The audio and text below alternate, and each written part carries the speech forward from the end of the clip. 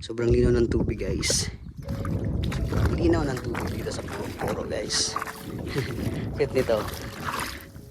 Ito guys, kinakain ito ng mga Chino. Ayan o. Tawag dito. Butong inchik guys. Ayan o. Butong inchik tawag dito.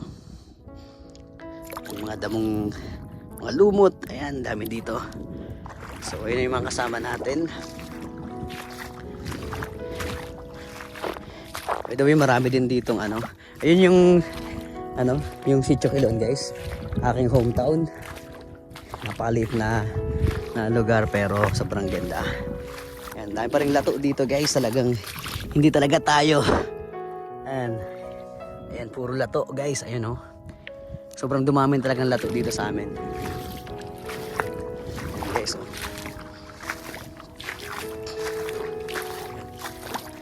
Shout out sa mga mahilig kumain ng lato guys.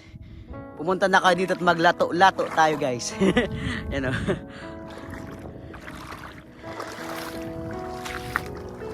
Yan, may mga isda. Mga kasama natin, nangunguha na. Kaso pasyal-pasyal muna tayo dito. Yan, puro lato. Yung nakita nyo doon, dati yun. Yung sa part na yun, yung lato doon. Ito yung kabilang isla.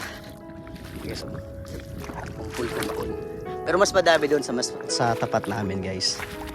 So, kasi bibihirang maabot to kasi nga liliban ka pa ng dagat, liliban ka pa ng isla para makarating dito. Eh nakinukuha talaga namin dito yung mga sihi, tuwad-tuwad, saka yung iba doon na kinukuha ng mga kasama ko. Ayan, sobrang lawak, diba? Sobrang lawak ng high tide. Oops.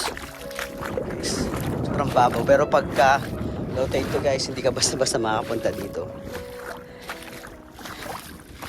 Pero sobrang linaw ng tubig. Sa hindi ko dala yung pangalan namin. Okay, so linaw. Sobrang babaw ng tubig.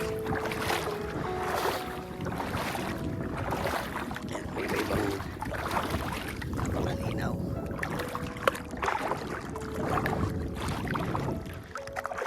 Tayo sa kanila. Sinamuna sila doon.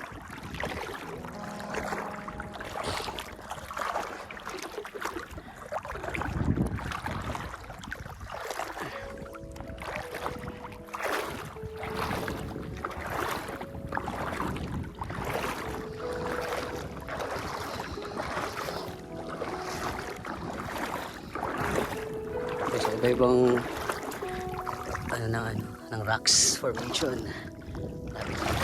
Yun, cute na. Yun. Cute na guys. Astig, diba? Ayan. Napaka-astig ng formation ng rocks. Diba? Sobrang ganda. Dahil tayo ba sa medyo matatalas yung yan. Ito guys. Ayan, parang naano siya. Kailangan dapat dala ko pala yung natin. Camera. Ayan, iba-ibang bato.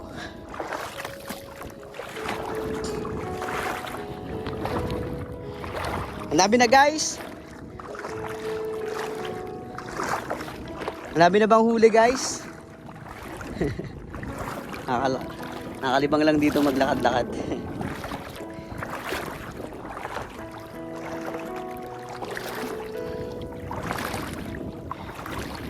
Ito yung napakasarap sa feeling pag nasa probinsya ka guys.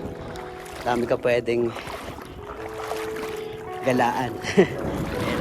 Kung ako mahilig ka sa mga marine life, yan, iba-ibang klaseng bato.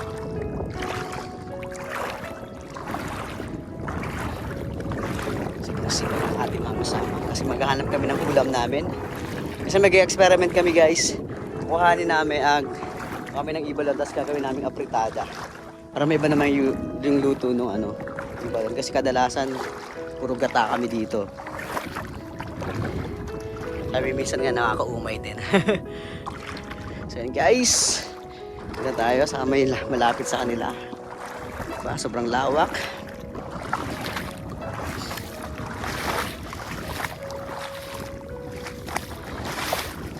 Yan yung mga kasama natin.